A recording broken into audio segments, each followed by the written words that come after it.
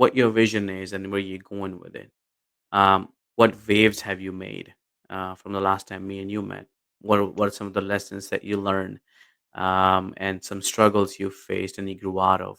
We'd love to hear Mm. that story. Yeah, definitely.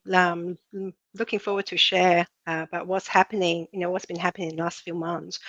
So since we last spoke, I've been asked to do more presentations and workshops, a lot of speaking engagements. That's what I really wanted to do because I thought, it's a really good way to share my message with the world, is to go on these platforms. I've also been on a lot of podcast appearances as well, Mhm, talking about different topics on health and wellness. And what's gone well is all these opportunities. I noticed that the more I speak, the more I'm asked to speak. That's great. And also, it gets, when you actually vocalize yourself, it actually helps you to internalize about, your thoughts and your processes. And I'm constantly learning as well from other people because health and wellness is revolving field. And so, I'm always going over research papers and so on. And it's kind of passive when you're just reading something, but you actually, if you can actually talk about it afterwards, then it helps you to process the information. mhm, And so it's been amazing, and I feel, the confidence is also definitely, increasing. And with all the marketing I'm doing, and just talking about different people gaining the views as well, on different topics, sharing. Actually was on a panel last week with two ladies for a women's networking group, and we were talking about building a health mindset. And that's important, when it comes to wellness goals, is to have that in mind. And it went very well. And then since then, I've been contacted by some ladies about collaboration on wellness programs. So that's really excellent. Um, in terms of what the struggle challenges, of course they're real. Because nothing goes smoothly. Progress is not linear. You're going to get setbacks, but what I find is that now I'm more resilient because I've learned from the past. Because initially, when you first start your business and you're hopeful, everything you think is going to go well right away, and then when you get your first challenge, you're disappointed, you're frustrated, and then you start questioning yourself: Is this going to happen? You start having self doubt, and that's not something we want. We want to have the confidence that we will overcome this, and this is just part of the journey. We have to learn from it, and we will overcome it. We find out ways of solving the problems and move on. So it's really empowering, to feel that way, and it really is important because as entrepreneurs, it's hard to sometimes at some days, to keep going. You get up and you don't feel so confident that morning, and you have to keep pushing forward. And you just have to, I think it's very important. Just like health and wellness goals, you have to focus on the journey. You have to focus on the progress, not perfection.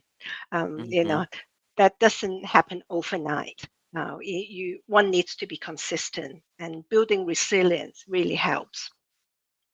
Let me go a little bit deeper in what you shared. Mm, For thank you for being that authentic and sharing that with us. mm. Um, what was the timeline from what you started and now that you see things going well and things are actually working out and there's light at the end of the tunnel and you see having these great Mm. experiences? What was the timeline for you, like when you were like started until you see success? Like how long did that take for you? I would say about 15 months. 15 months. And Yes. what got you through those 15 months? Uh, what got you through that? just the belief that of what you want to achieve, or the I want to help people with their health, and it's this this motivates me. Every day when I wake up, I focus on that, and there are people out there who need my help, and I know that I can you know I can give them a lot of support, and I have a lot to I can a lot of things I can do to help them. So having that belief and how knowing that persistence is important, and you just have to keep going. And at the beginning, for the even for the first 6 months, I would say, you have no idea what might work. You're trying different things, you're putting your feet in all kinds of things, and just say, "Okay, maybe this work, maybe that doesn't work," and then you start getting the momentum. Yeah. You start thinking, "Oh, maybe this would work with my type of business," and something else that I thought would work, that maybe it doesn't suit me. It doesn't suit my personality. It's not what I really want to achieve. So it's really, you have to test the water for quite a while, and then you find what works, and um, you know, and this way you can just pursue on on those things. I want to take it a step further from what Mm, you just mentioned. I think there's something very powerful you shared here. A lot of times we're focused on the what and how mm, before we know the who and the why. And I yeah. say the who and the why. A lot of people are familiar with the Simon Sinek's very famous quote: "I focus on the why, and Hmm. then the what and the how." And I want to add to that. I think he almost had that right Yeah. from the knowledge I've gained with the people around me and the great leaders I've met. I think the who comes before the why because I would not have known about Simon Sinek's book had I not known about Mm, Simon Sinek at all.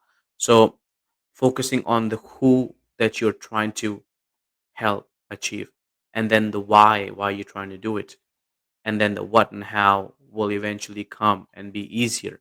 And all those months, Tess, when mm, the 15 months where you did not know where the light is and yeah. what side is the light is, like I think your why got you through that. And if you put the who on that why, like, hey, that person who's trying to fight cancer maybe, or Yeah. trying to lose 15 pounds, or maybe trying Mm, to um fight diabetes. I don't know what mm, it is for you. Like, that's my goal, like that is, and having them better health, that's my why. And the how and the what will come as I focus on the who and the why. So I think that's exactly. very powerful what you shared Mm. with us today. Thank you for doing that. Oh, my pleasure. Yes, absolutely. All you, I feel, at there are days when I just want to say, oh, maybe I just go and get a job being a coach for another company. And then you feel, no, but there are all these individuals out there who need my help. They need customized approach. And the only way I can do it is by offering them one-on-one coaching. And so that, helped me to um, overcome the doubts, and and just to put my work in. It's hard, it's hard, it's not easy. I understand, there are all these challenges, and you feel, um you know and we want, we have bills to pay, Hmm. and so we feel that, maybe that, and there's another way to help me to deal with it. But then you feel, but then you ask yourself that question: if I change something I do, if I would go into a different direction, am I helping these people I really want to help? Hmm. Yes, and that is so powerful, right? Isn't it? Like, how focusing on that, and not having to worry about um second guessing yourself of what you're doing. Is it the right way? Have I even Mm, is it even gonna be worth it at the end? yeah. So that's I think clarity gives a lot of direction. Most people don't even have that, and Mm, and you can see it in the data and stats too. I don't know if you're familiar with Michael Gerber's book, The E Myth. It's a very famous book, right? yes. And he talks about a very staggering stat. He says 96% of businesses in the United States fail within the first 10 years. Mm. That's a Oh, pretty yeah. big number. Yeah, Oh, yeah. most people are not making past the first 10 years. How many are Mm, making past the first five? How many are making past the first two? yeah. That's a very staggering number. which explains because people are so lost in the entrepreneur world and they Mm. lose hope. So thank you Yes. for sharing that with us today, Tess. Yeah. I want to shift gears a little bit. We Okay. can talk about entrepreneurship, or we can talk about um, um, your your coaching and entrepreneurs at the same time. I don't know which way you want to take it, but what tips would you have for leaders? You can focus on either or direction. I don't know what you're more passionate about, but I'll hear either or. So I can talk about wellness, because Yes. leaders need to, yeah, to stay on track, with the health and wellness. It's important because it's easy as when you're running a business, when your schedule is overwhelming, it's easy to get burnout, and very often you don't get the symptoms, you have no idea it's coming, and then before you know it, it hits you, and it's very difficult then to reverse it. So the way to look at it is that you have to make time you have to set time out to recover, from, and this way it's a bit like maintaining your car. You have to do that, otherwise it will just break down. So this is a body, you need to maintain it so that you will be able to do the things that are important to you, such as running a business, because without health, is you know we cannot get up in the morning, we won't have the energy, we feel tired, we're stressed. And when you run a, when you are leaders, it's easy to get stressed out, because there's so much going on. You have to manage it. So you have to um, manage your health by making sure that you get enough sleep, you have nutrition balanced meals, you exercise, manage your stress.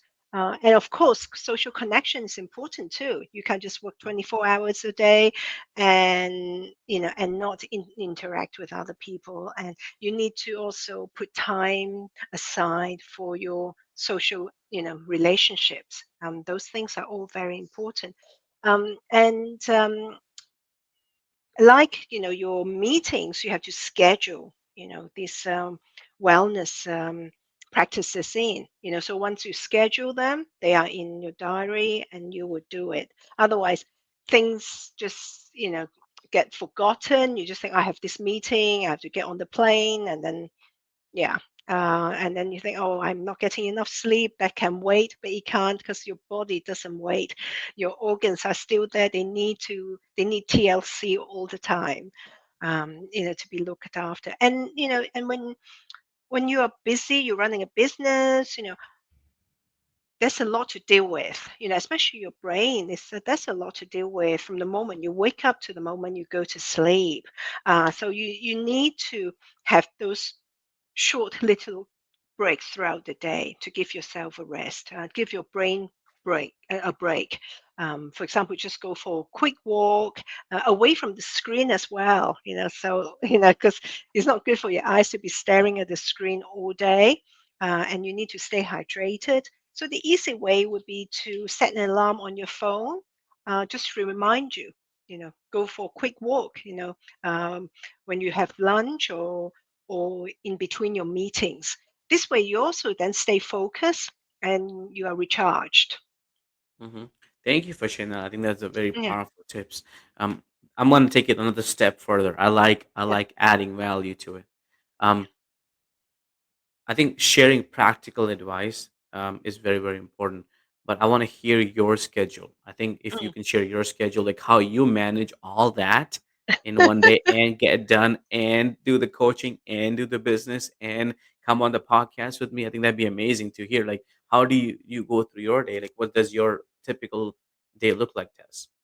Yes, well, I'm an early riser because I like the morning. I live in Miami, so the weather's good, and also believe in sunlight exposure first thing in the morning. So I would get up at about 6, and then I would go on the balcony to do my deep breathing exercise, which I find very calming. And at the same time, I get some daylight exposure to set my circadian rhythm. And then after that, I would get ready, but I practice kind of intermittent fasting. So I try not to have breakfast too early, but I'm the type also that doesn't feel like eating right away after I get up. I need about 2 hours, so I will prepare my breakfast, and but I won't have that first. I very 3 or 4 times a week I go to the gym in the morning. Um, Before I actually get on with my day to have a workout, then I feel energized after that. And after the workout I have breakfast, and then I will sit in front of the computer and do my calls, whether it's coaching or if I schedule a podcast appearance, I do those. Um, and then when it comes to lunchtime, I would prepare myself for a lunch. I do eat quite regularly, but the beauty of running your business from home is that I have access to my kitchen, so it's easy. Um, and so I have my meals at lunchtime, and then I will have an early dinner. And in between the lunch and dinner, then I've got work to do as well. But but then I always remind myself to go out for a walk so that I'm not sitting down all the time, or even just walk around my apartment. That's quite important. And stay hydrated. And when you stay hydrated, you have to make your bathroom stops. That's just natural. And people can Mhm. do that in the office as well. So you would have to get out of your chair and give yourself a break. Uh, and So I do those things, and on the mornings when I don't work out, then I might start my work earlier. I might have a meeting with one of the people who help me with social media and so on. Maybe have some Zoom calls. So that's how my days are. But then after dinner, um, I try to have dinner very early. So if I'm home, I would probably have dinner by 6 o'clock.